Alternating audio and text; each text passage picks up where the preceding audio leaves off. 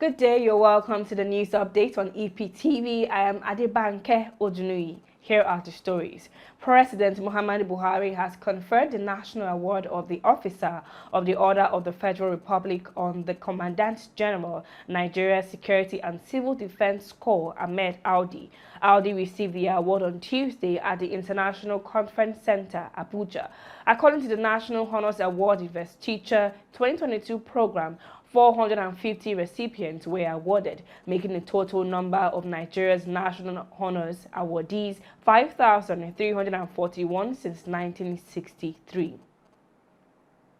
Lagos State Governor Babajide Sanwo-Olu has received the federal government of Nigeria letter for approval for the construction of the Lekki Airport. The presentation was made by Aviation Minister Hadi Sirika at the Ehingbeti Lagos Economic Summit.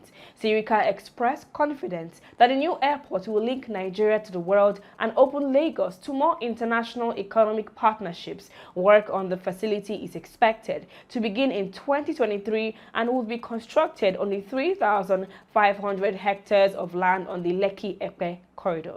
The Independent National Electoral Commission on Tuesday said it detected 2.7 million cases of double registration carried out during the last continuous voter registration and that the affected persons have been deleted from the voter register.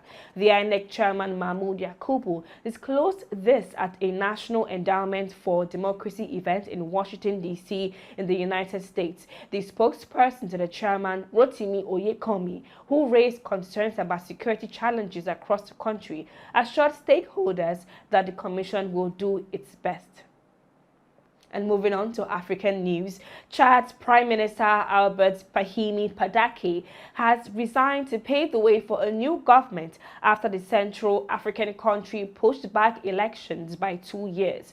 His resignation was announced by the presidency on Tuesday. Padaki was named Prime Minister of a transitional military government last year after President Mahamat Idris Deby seized power following his father's death.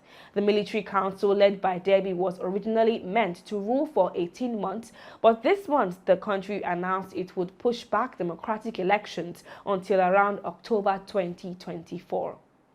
Moving on to foreign news, Russia says it has detained 8 people in connection with Saturday's explosion on a key bridge linking Russia to Crimea. Its FSB security service said 5 of those held were Russians, while the others were Ukrainian and Armenian. It said Kyiv was behind the attack, but a Ukrainian official described Russia's investigation as nonsense.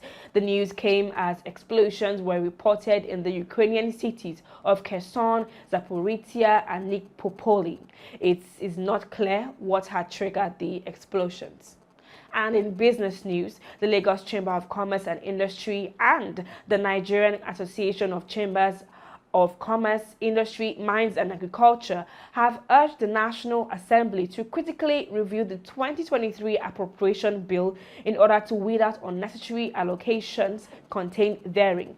In a statement signed by its Director General, Dr. Chinyere Almona, the LCTI said it was not too late to use equity to fund the 2023 deficit proposal, adding that Nigeria's approach should not be to continue issuing more debt. Also, the Director General of the Nigerian Association of Chambers of Commerce, Industry, Mines and Agriculture, Olushola Obadimu, described the proposed 2023 budget as a black hole.